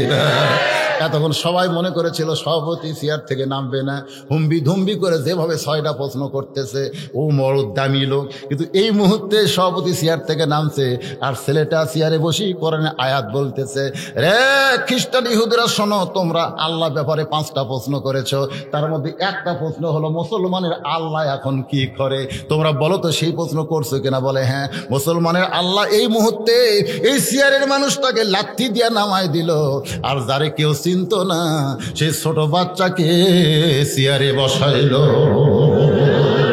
এই মুহূর্তে মুসলমানের আল্লাহ এটাই করলো। জোরে কান সুবহানাল্লাহ। রে খ্রিস্টান পাদ্রীরা, রে ইহুদিরা, তোমরা প্রশ্ন করেছো মুসলমানের আল্লাহ কোথায় আছে, মুসলমানের আল্লাহ দেখতে কেমন, মুসলমানের আল্লাহ কোন দিক হয়ে বসে আছে। আল্লাহ ব্যাপারে 5টার মধ্যে একটা হয়ে গেল। এখন আসো, মুসলমানের আল্লাহ কোথায় আছে তোমরা কি দেখবার চাও? বলার সঙ্গে সঙ্গে একজন লাভ দিয়ে রাখায়, কোথায় আল্লাহ দেখবো? আল্লাহ দেখবে। জোরে কোন কি? মুসলমানের আল্লাহ কোথায় আছে দেখবার চাও? বলে হ্যাঁ, তাহলে আসো। আল্লাহ দেখার জন্য একজন খ্রিস্টান আসতেছে। জোরে গান কি আসতেছে? অথচ আল্লাহ দেখবার চাইয়া মুসা নবী দেখবার পায়নি। কোরআন শরীফে আল্লাহ বলতেছেন, মুসা একদিন আল্লাহর প্রেমে গদগদ হয়ে বলে, আল্লাহ তোমার সঙ্গে কথা বলতে বলতে আমার কলিজায় এত প্রেম জমে হচ্ছে, আল্লাহ তোমাকে এক নজর দেখবার চাই। রব্বি আরিনি। আল্লাহ মুসা বলতেছে, রব্বি আরিনি, আল্লাহ তোমাকে দেখতে চাই। সঙ্গে সঙ্গে আল্লাহ বলেছেন, লাম তারানিয়া মুসা, আমি আল্লাহকে দেখা সম্ভব না। সুবহানাল্লাহ কর না কেন? মুসা নবী আল্লাহকে দেখবার চাইছে, আল্লাহ কয় সম্ভব না। আর একটা খ্রিস্টান দেখবি, যে কাছে আইছে বিসমিল্লাহ কয়ে খ্রিস্টানের কানসারে মারছে একটা চর খায়, বলতে সেই নিয়ে আমারে মারো কেন? পেটে মারছে ঘুষি। এই ছেলে আমাকে মারতেছো কেন? উড়াতে মারছে লাথি। চিল্লায় বলে, আমার এতগুলো মানুষের মধ্যে মারতেছো কেন? নোমান ইবনে সাবিত বলে, মারলে কি হয়? কই মারলে কি হয় জানো না? মারলে লাগে। তো লাগে তুমি কেমনে বুঝলে? কই আমার জীবন আছে, জীবিত মানুষ মারলে বুঝতে পারবে তার লাগে। নোমান ইবনে সাবিত বলতেছে, রে খ্রিস্টান তোমার জীবন আছে, এইটা তুমি মারলে বুঝতে পারো। এখন বলো তো জীবন কোনোদিন দেখছো নাকি? খ্রিস্টান চিল্লায় বলে, জীবন দেখা লাগে না, সবাই বিশ্বাস করে না দেখি জীবন তার দেহের মধ্যে আছে। নোমান ইবনে সাবিত বলে, তাহলে শোনো, জীবিত মানুষ যেমন জীবন না দেখে বিশ্বাস করে, জীবন তার দেহের ভিতরে আছে। যারা আল্লাহকে বিশ্বাস করেছে তারা আল্লাহকে না দেখে বিশ্বাস করে। আল্লাহ গোটা বিশ্ব জগৎ মিলে বিরাজ করতেছে। সমস্ত ইহুদি খ্রিস্টান চাচাই করতেছে, কথাগুলো তো ঠিকই পারে, আর মুসলমানের আলেমরা খালি দোয়া পড়তেছে, আলহামদুলিল্লাহ আলহামদুলিল্লাহ। এমন সময় নোমান ইবনে সাবিত বলে, রে খ্রিস্টান ইহুদিরা, তোমরা প্রশ্ন করেছো মুসলমানের আল্লাহ কোন দিক হয়ে বসে থাকে। যদি দেখবার চাও তাহলে একজন আমার কাছে আসো, একজন আমার কাছে আসো। তখন খ্রিস্টানরা বলতেছে, কাছে যাওয়া যাবে না, কারণ কাছে গেলে পিটন হয়। ধরে কারণ কাছে গেলে কি হয়? কাছে যাওয়া যাবে না। আপনার বলেন তো, যদি আল্লাহর নৈকট্য হাসিল করতে চান তাহলে নামাজের কাছে আসার দরকার আছে না নাই? যদি আল্লাহর নৈকট্য হাসিল করতে চান তাহলে আল্লাহর কোরআনের কাছে আসার দরকার আছে না নাই? কিন্তু আপনারা যদি বলেন নামাজের কাছে যাব না, কোরআনের কাছে যাব না, জান্নাত নিব, আজকে অধিকাংশ মুসলমান নামাজের কাছেও নাই, কোরআনের কাছেও নাই, কিন্তু জান্নাত লিবি। এরকম আছে না নাই? আচ্ছা, আমার এখানে যত লোক বসে আছেন ভাইজান, মনে কিছু নেন না, কারা কারা জান্নাতে যাওয়ার নিয়ত করছেন? একটু আল্লাহ হাত, যারা যারা নিয়ত করছেন লিল্লাহে তাকবীর। আচ্ছা, হাত নামান। এখন জান্নাত লিবার গেলে যে আপনারা, এখন যদি আমি প্রশ্ন করি কারা কারা মাগরিব এশার নামাজ পড়েননি, হাত তোলেন। এ কথা আমি বলবো না, কোনো মাহফিলেও আমি বলিনি। কেন এতগুলো মানুষের মধ্যে যে নামাজ পড়েন তাকে বিব্রত করার কি দরকার? কিন্তু যখন ইমাম মালিক রহমতুল্লাহর ফতুয়া পড়ি, যে প্রশ্ন করা হলো যে একজন বেনামাজি ইচ্ছা করে নামাজ না পড়ে মারা গেছে, তার ব্যাপারে আপনার ফতুয়া কি? ইমাম মালিক রহমতুল্লাহ আলাইহি বললেন, ইচ্ছা করে কোনো ব্যক্তি নামাজ না পড়ে মারা গেছে, সে ব্যক্তি মারা যাওয়ার পরে তার জানাজা, কথাটা শুনবেন ফতুয়া, তার জানাজা কোনো নামাজি ব্যক্তি পড়ানো যাবে না। কোনো নামাজি ব্যক্তি তার জানাজায় অংশগ্রহণ করা যাবে না। কোনো নামাজি ব্যক্তি যদি বেনামাজির জানাজায় অংশগ্রহণ করে, তার আমল নামা থেকে 1 কেরাত পরিমাণ নেকি কমে যাবে, 1 কেরাত পরিমাণ পাপ দেওয়া হবে। সাহাবেরা বলেন 1 কেরাত পরিমাণ কি? উহুদ পাহাড়ের সমান। তাহলে নামাজি ব্যক্তি বেনামাজির জানাজাত গেলে সওয়াব না পাপ? তো সমস্ত ছাত্র বলল, হুজুর তাহলে বেনামাজি মরলে আমাদের করণীয় কি? ইমাম মালিক বললেন, রাস্তায় যদি কোনো কুত্তা শিয়াল মরে, তোমাদের কাজ কি? রাস্তায় কোনো শিয়াল কুত্তা মরে আছে, তোমাদের কাজ কি? তোমাদের কাজ হলো যে রাস্তা দিয়ে মানুষ যাওয়া আসা করে, ওই শিয়াল কুত্তা একসময় পচে দুর্গন্ধ হবে, এই দুর্গন্ধ থেকে মুক্তি পাওয়ার জন্য তোমাকে যেই কাম, একটা বেনামাজি বললে একই কাম। তাহলে কি করা লাগবে? কুত্তা কেউ গোসল করে দেয় না, কুত্তা কেউ কাফনের কাপড় পরায় না, কুত্তা কেউ খাটনি তোলে না, কুত্তার পায়ে দড়ি লাগে টানালিয়ে যে যেরকম পুতিয়া থই, একটা বেনামাজি মারা গেলে তার পাও দড়ি লাগে, তার টানালিয়ে যে যদি কোনো জায়গা পুতিয়া থই, ওই এলাকার নামাজের ওয়াজ করা লাগবে না, সমস্ত বেনামাজি নামাজি হয়ে যাবে। ধরে কোন কথা ঠিক না? কারণ তারা জানে যে নামাজিরা সজাগ হয়ে গেছে, বেনামাজিকে এখন পুতিয়া থুবি। কিন্তু আমরা যে নামাজিও যা বেনামাজিও তাই। আল্লাহ রাসূল বলেছেন, মান তারাকা সালাতু মুতাম্মিদান ফাকাদ কাফারা। ইচ্ছা করে এক ওয়াক্ত নামাজ যারা ছেড়ে দিল, আল্লাহর সঙ্গে তারা কুফরি করলো। ফেরেশতা জিবরাইল বললেন, আল্লাহ আদমকে 2 সেজদা কেন দিছি? এটা কেউ না জানলেও আপনি জানেন। মনে আছে না ভুলে গেছেন? আপনারা হয়তো মনে করবেন হুজুর হয়তো ভুলে গেছে, কারণ হুজুরের বিষয়টা হলো ইজা আসাবাতুহুম মুসিবাতুন ক্বালু ইন্না লিল্লাহি ওয়া ইন্না ইলাইহি রাজিউন। এই আয়াতটার অর্থ আরেকবার কই, হয়তো অনেক আগে কইছি তো। ইজা মানে যখন, আপনার মুখস্থ রাখবেন, ইজা মানে আসাবাতুহুম মুসিবা, হুম মানে তোমাদের উপরে আপদ বিপদ যখন আসবে, কলু তখন তোমরা বলবে ইন্না লিল্লাহি ওয়া ইন্না ইলাইহি রাজিউন। এখন আপনাদের কাছে আমার প্রশ্ন হলো, আপনাদের এই গ্রামের নাম হচ্ছে ললুয়া দিঘিতে সবচাইতে বড় বিপদ কি? অন্য গ্রামের কথা বাদ দেন, আপনাদের গ্রামের খবর আপনারা জানেন। আপনাদের এই ললুয়া দিঘিতে সবচাইতে বড় বিপদ কি? আপনারা হয়তো বলতেছেন, আমার বিপদই বুঝি না হুজুর।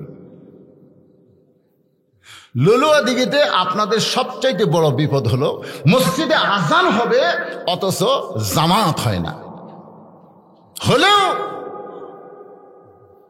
সবাই আসে না। আপনারা বলেন, রাসূল বলেছেন মসজিদে যখন আজান হয়, এই আজান শোনার পরে কোনো পুরুষ মানুষ যদি বাড়িতে নামাজ পড়ে, ওই বাড়ির প্রতি আমি নবীর এত রাগ হয় যেন আগুন দিয়ে বাড়ি পুড়ে ছাই করে দিই। আপনারা বলেন তো, আমার নবী হচ্ছে রহমতের নবী, সেই নবী যদি বলে আগুন দিয়ে বাড়ি ছাই করে দেই, তাহলে বাড়িতে নামাজ পড়লে নবী কি খুশি না বেজার? কিন্তু আমি আগুন দেওয়ার হুকুম দিলাম না, এই কারণে বাড়িতে ছোট বাচ্চা আর নারী থাকে, এই কারণে আগুন দিয়ে পুড়ানোর হুকুম দেওয়া হলো না। এই হাদিস দ্বারা বোঝা যায় পুরুষ মানুষের নামাজ বাড়িতে কথা কয় না রে বা, হবে না। এখন আপনারা যারা এই গ্রামের আছেন, এই গ্রামের যারা ললুয়া দিঘির আছেন, তারা একটা হাত তোলেন, যারা আছেন বাবা এই গ্রামের, যারা না কম হলেও অনেকগুলোই তো। আচ্ছা ঠিক আছে, হাত নামা। আপনারা এই গ্রামের বাহিরের লোক যারা আছেন, তারা একটা হাত তোলেন তো বাবা। মানে ওই এই হাতের কাছে অন্য হাত তো দেখাই গেল না। ঠিক আছে, হাত নামান। মাত্র 60 ঘর, তাহলে 60-এর বেশি আছে তো। নামাজ পড়ে তো, আপনি তো সভাপতির দায়িত্বে আছেন না। ঠিক আছে, মানে ইন্না লিল্লাহর ওয়াজ হচ্ছে তো, মনে করবে না যে হুজুর রাত বেশি হয়েছে দেখে কোনো ওয়াজ বাদ দিয়ে দেবে, তা না, সব ওয়াজে হবে ইনশাআল্লাহ।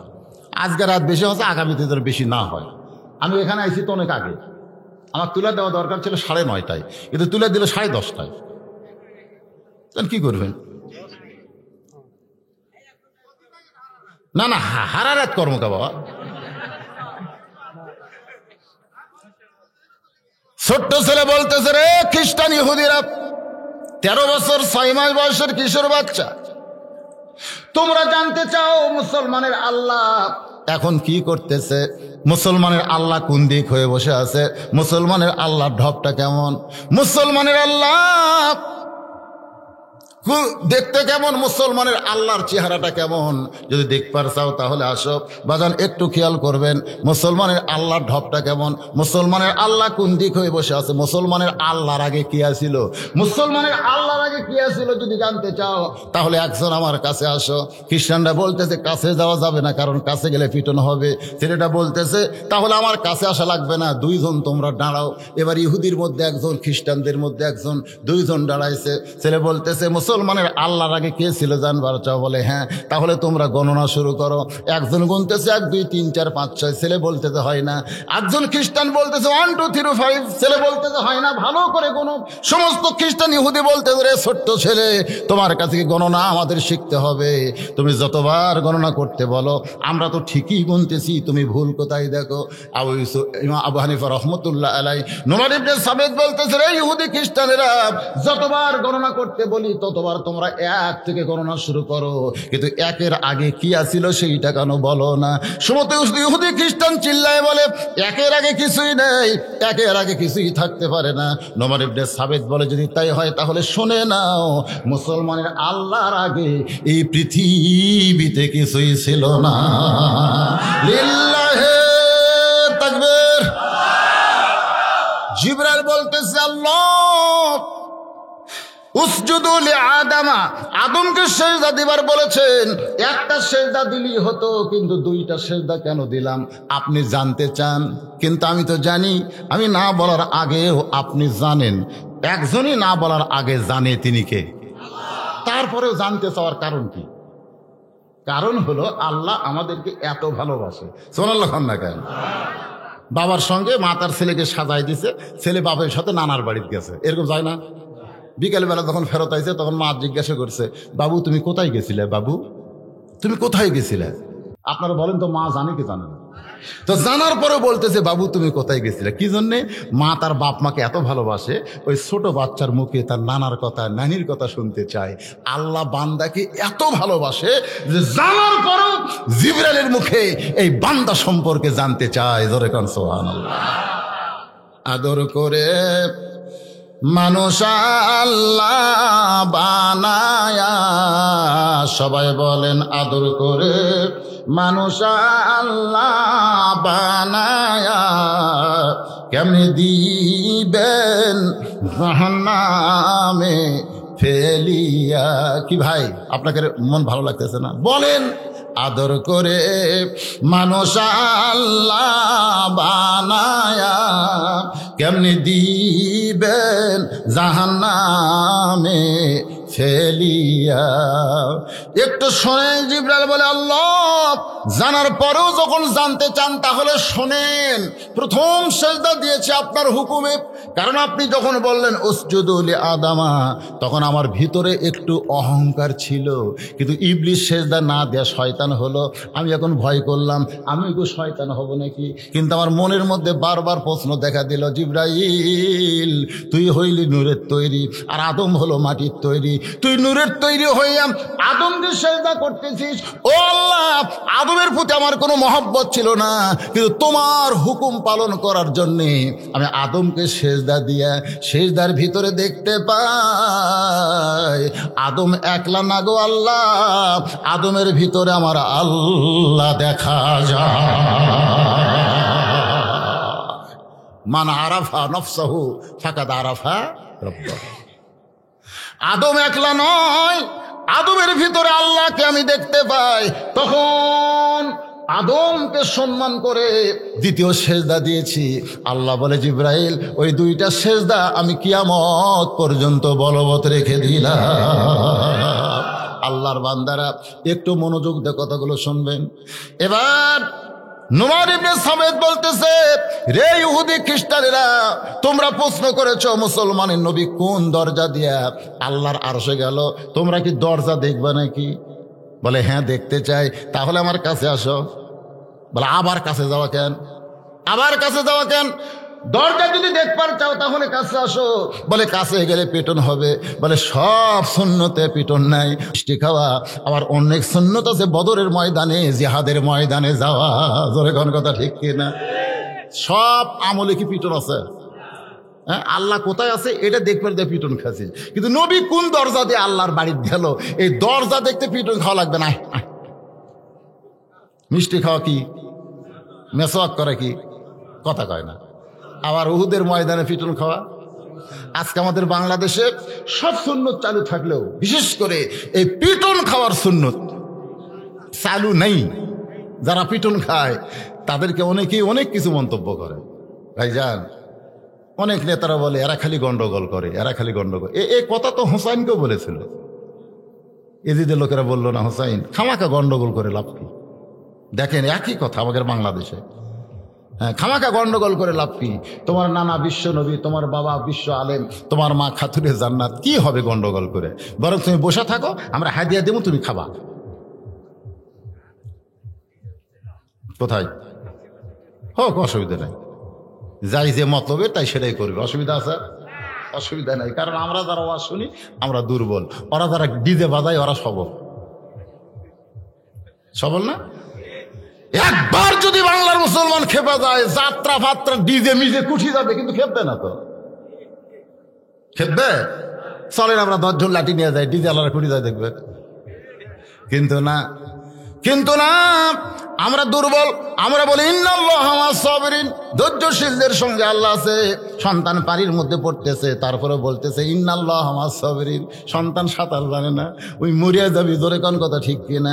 ঘরে আগুন লাগছে, ইন্নাল্লাহা মা'আস সাবিরিন, ধৈর্য ধারণ করো। আগুন দিয়ে গোটা বাড়ি পুরো ছাই হয়ে যাবে। আজকে আমাদের সমাজের মধ্যে অন্যায় অপকর্ম চলতেছে, আমরা খালি ধৈর্য ধারণ করতেছি। বাজানকে একটু খেয়াল করেন। এবার ছোট্ট ছেলে বলতেছে, এই ইহুদি খ্রিস্টানেরা, কোন দরজা দিয়া নবী আল্লাহর বাড়িতে গেছে যদি দেখবার চাও তাহলে আসো। আমি তোমাদেরকে ওয়াদা দিলাম কিছুই করব না। মুসলমানের ওয়াদা কি? ঠিক ধরে কারণ মুসলমানের ওয়াদা কি? আপনারা কি ওয়াদা দিচ্ছেন? কোন মার্কাত ভোট দেবেন? আমি এখন ভোট জানি না, ভোটের দিনও পর্যন্ত জানে না কাকে ভোট দিবে। কাকে ভোট দেবে শোনেন, ইন্নাল্লাহা ইয়ামুরুকুম আন তুআদ্দুল আমানাতি ইলা আহলিহা ওয়া ইযা হাকামতুম বাইনান নাস আন তাহকুমু বিল আদল। এবার একজন খ্রিস্টান চলে আইছে। খ্রিস্টান চলে আইছে কারণ মুসলমানকে বিশ্বাস করে, কিছুই বলবে না, দরজা দেখাবে। কাছে যখন আইছে, এবার পকেট থেকে একটা ডিম বের করে ওই খ্রিস্টানের কানে ধরছে। ওই ডিমটা মুরগির নিচে ছিল। 21 দিন 22 দিন পরে বাচ্চা হয়। ওই 19 দিনের মাথায় ডিমটা নিয়ে আইছে। আর ওই নোমান ইবনে সাবের ডিমটা তার কানে ধরে বলতেছে, দেখো তো ডিমের ভিতরে কি শব্দ? বলে মুরগির বাচ্চা আছে। বলে মুরগির বাচ্চা নাই। বলে চিউ চিউ শব্দ শুনতেছি, কানে ধরলে ভিতরে চিউ চিউ করে শব্দ শোনা যায়। নোমান ইবনে সাবেদ বলে মুরগির বাচ্চা নাই। খ্রিস্টান চিল্লায় বলতেছে আছে। নোমান ইবনে সাবেদ বলে তাহলে দেখো মুরগির বাচ্চা ডিমের মধ্যে কোন দিক দিয়ে ঢুকলো? দরজা তো খুঁজে পাওয়া যাচ্ছে না। তুমি বলো মুরগির ডিমের মধ্যে এই বাচ্চা কোন দিক দিয়ে ঢুকলো? দরজা তো খুঁজে পাওয়া যাচ্ছে না। আমি বিশ্বাস করি না মুরগির মধ্যে মুরগির বাচ্চা আছে ডিমের মধ্যে। খ্রিস্টান বলতে আমি 100 বার বিশ্বাস করি আছে, আমি 100 বার বিশ্বাস করি। ইহুদিরা বলতেছে ডিমের মধ্যে মুরগির বাচ্চা আছে। নোমান ইবনে সামেদ বলে আমি বিশ্বাস করি না। বলে কেন বিশ্বাস করো না? বলে কোন দিক দিয়ে বাচ্চা ঢুকলো? আমি গোটা ডিমের মধ্যে তো ছিদ্র, দরজা খুঁজে পাই না। সমস্ত খ্রিস্টান বলতেছে ডিমের মধ্যে মুরগির বাচ্চা ঢুকতে কোনো দরজা লাগে না, কোনো জানলা লাগে না। নোমান ইবনে সামেদ বলে রে কাফের বেঈমানেরা, আল্লাহ নবী আল্লাহর আরশে যাবে, এটা খ্রিস্টান ইহুদি দরজা খোঁজে, কিন্তু মুসলমান দরজা খোঁজে না। তোমরা প্রশ্ন করেছ মুসলমানের আল্লাহ ঢপ কেমন, মুসলমানের আল্লাহ কোন দিক হয়ে বসে আছে। এ পর্যন্ত 6টা প্রশ্ন আমি 4টা উত্তর দিছি, মাত্র 2টা বাকি আছে। জোরে কোন কয়টা? 2টা বাকি আছে। এই 2টা উত্তর কি আপনারা শুনতে চান? কারা কারা শুনবেন আল্লাহকে একটু হাত দেখান। লিল্লাহে তাকবীর। আমি আল্লাহর কোরআন সামনে নিয়ে বলতেছি, অবশ্যই শোনাবো। তবে ভাই মসজিদের জন্য, আল্লাহর ঘরের জন্য মাত্র 10টা মিনিট আমি একটু আদায় করব। আপনাদের কাছে ব্যাগ যাবে, রুমাল যাবে। একবার দান করছেন, হয়তো কয় হুজুর একবার দিছে আর দিব না। আপনি ব্যাংকে একবার টাকা রাখেন না বারবার রাখেন? আপনি যে ব্যাংকে টাকা জমান বারবার রাখেন না একবার রাখেন? এ কথা কন না কেন? বারবার পারো না? স্বামী চিল্লায় বলে, পঙ্গু তুমি, তোমার ডাইকা লাভ কি? তুমি কি দরজা খুলতে পারবা? বউ বলতেছে আমি খুলে দিচ্ছি। বউটা এসে যখন দরজা খুলে দেয়, স্বামী চিৎকার করে বলে, ব্যাপার কি? তুমি না পঙ্গু হয়ে বিছনায়, তুমি দরজা কেমনে খুললা? বউ কান্দার বলে, স্বামী গো, তুমি তো শুনবার গেছো, আমি গভীর রাত্রে স্বপ্নে হাঁটতেছি। আমি একটা পঙ্গু মানুষ, হাঁটতে পারি না, কিন্তু স্বপ্নে আমি হাঁটতেছি। হঠাৎ আমার ঘুম ভাঙ্গে গেল। ঘুম ভাঙ্গার পরে আমি চোখের বাইরে কান্নাম আর বললাম, আল্লাহ কি স্বপ্ন দেখলাম? আমি স্বপ্নে হাঁটি কিন্তু বাস্তবে হাঁটতে পারি না। কিন্তু হঠাৎ দেখি আমার পাটা কি যেন চিনচিন করতেছে। আমি আস্তে করে বিছনা থেকে পা নামালাম। আমি পঙ্গু মানুষ, পায়ের উপর দাঁড়ালাম, আস্তে করে পা বাড়ালাম। আস্তে আস্তে ছোট বাচ্চারা যেরকম হাঁটে, এরকম হেঁটে হেঁটে আমি টিউবওয়েলের পাড়ে গিয়ে অজু করে তাহাজ্জুদের নামাজ পড়তে পড়তে আমার পূর্বে যেমন শক্তি ছিল, আল্লাহ সেই শক্তি ফিরাইয়া দিছে। সঙ্গে সঙ্গে স্বামী বলে আল্লাহু আকবার। বউ বলতেছে আল্লাহু আকবার কেন? বলে মওলানা আওয়াজ করেছিল সাদকাতু তারুদ্দুল বালা, দান সাদকা করলে বালা মুসিবত দেয়। আমি বিশ্বাস করে 500 টাকা দান করেছি। আমার বিশ্বাস, ওই বিশ্বাসের উপরই আল্লাহ তোমাকে রেজাল্ট দিয়েছে। যার বাড়ি উত্তর পাড়ায়, পকেটে 1000 টাকা আছে, ওই বিশ্বাস করে নাই। ওই যায় বউ ডাকতেছে, শেফালি, ও শেফালি দরজা খোলো। শেফালি জানলা দিয়ে কান্দের বলে, তোমার মায়ের কাছে যাও, তোমার মায়ের কাছে যাও, আমি দরজা খুলতে পারবো না। চিন্তাই পড়ে গেল, কে রে? বউ আমার কান দেখেন। মায়ের কাছে গিয়ে বলে, মা দরজা খুলে দাও। মা দরজা খুলি বলতেছে, শয়তান খালি খালি ওয়াজ শুনিস। এ শয়তান, খালি খালি ওয়াজ শুনিস, খালি খালি, বুঝলেন না? খালি বস্তা, খালি ব্যাগ, কোনো দাম আছে? তুই খালি খালি ওয়াজ শুনিস, তুই নামাজ পড়িস? এই তুই খালি খালি ওয়াজ শুনিস, তুই দান করিস?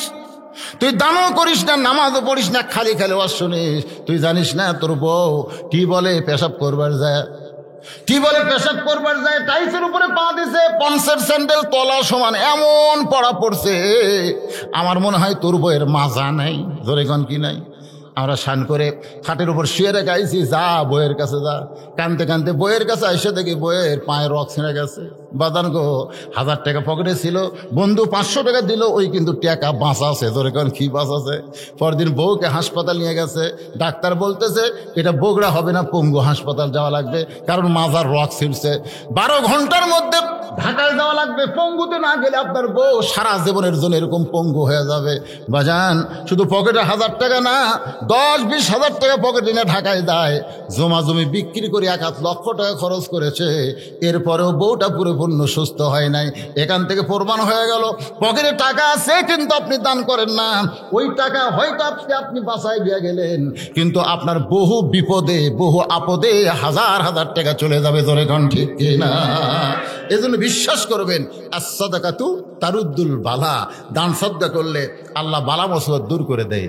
আল্লাহ আমাদের সবাইকে দান করার তৌফিক দেন। ধরে কানাবেন কি না? ভাসানি নামই ভাসানি, আব্দুল করিম ভাসানি, 500 টাকা নগদ। হ্যাঁ, আব্বার জন্য দোয়া চায়, আবার 1 মণ ধানও দান করছে। আল্লাহ বাবার কবরকে জান্নাতের টুকরা বানায় দেন। জোরে বলে আল্লাহুম্মা আমিন। একটু জিকির করে, লা ইলাহা ইল্লাল্লাহ, লা ইলাহা ইল্লাল্লাহ, লা ইলাহা ইল্লাল্লাহ, লা ইলাহা ইল্লাল্লাহ, লা ইলাহা। কি বউ অসুস্থ? আব্বা মারা গেছে। আমি মনে করলাম ও আসে না, মনে হয় বউ অসুস্থ, 500 দিয়ে বেড়াইছে। আব্বা মারা গেছে। আর কেউ টাকা আছে নাকি? বাড়ি গেলে কিন্তু টাকা ডাক্তার খাবি রে।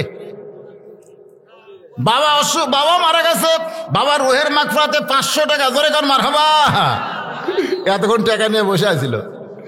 হ্যাঁ, আর একজন দান করেছে, কিছু দান আল্লাহ কবুল করেন। টাকা পকেটে আছে, গ্রামের লোক ললুয়া দিঘির, আশেপাশে থেকে যারা আছেন সবাই আল্লাহর ঘরে একটু মহব্বত করে দান করবেন। সবাই দান করছেন ইনশাল্লাহ, যতটুকু পারছেন আপনারা দান করছেন। সবচাইতে বড় উন্নতি হলো মসজিদে 5 ওয়াক্ত নামাজ জামাতের সঙ্গে আদায় করা লাগবে। আমার কথা কি বুঝলেন?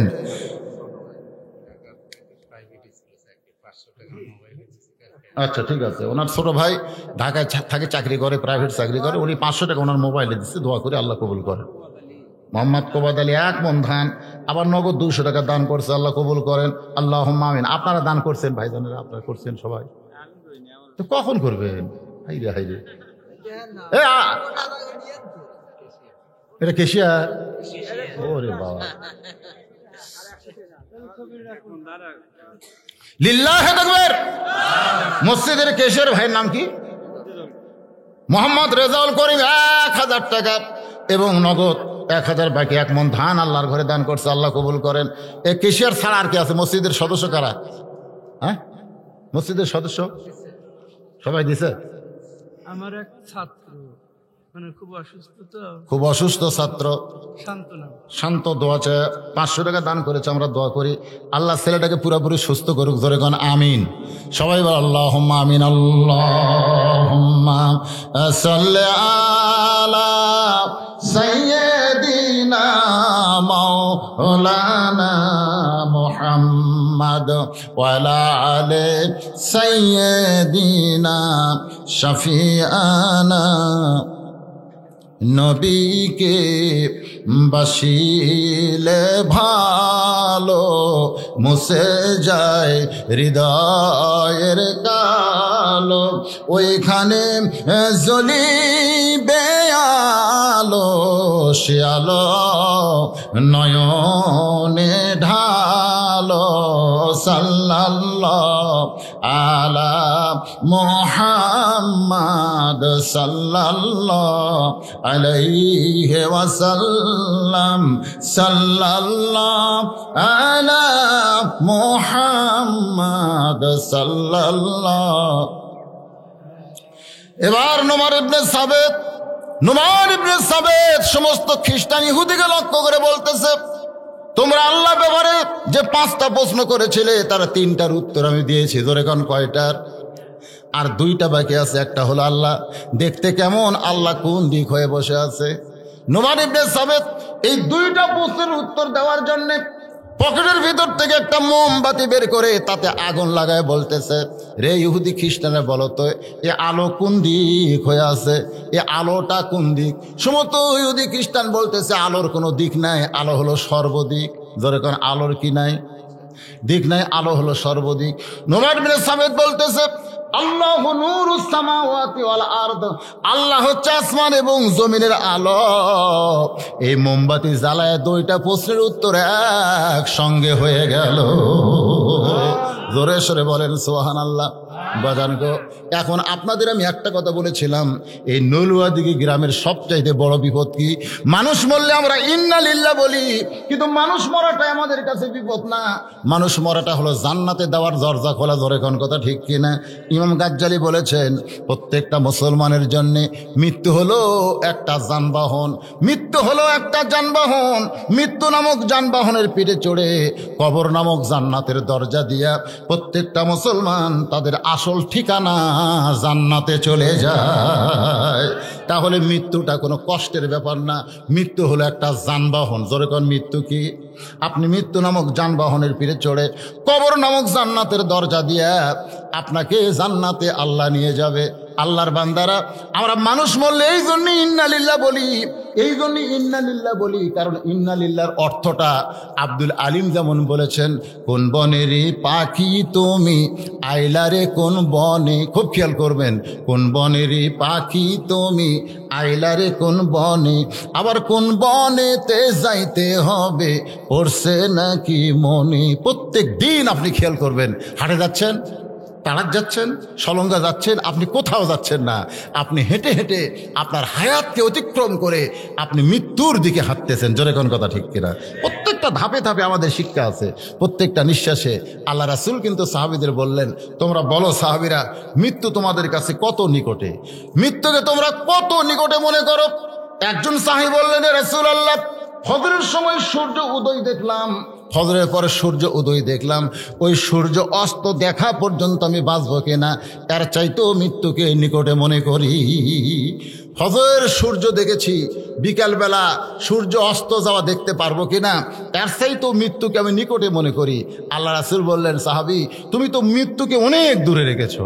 একজন সাহাবী বললেন, রাসূলুল্লাহ ফজরের নামাজ পড়ার পরে জোহরের নামাজ পড়তে পারবো কিনা এর চাইতেও মৃত্যুকে আমি নিকটে মনে করি।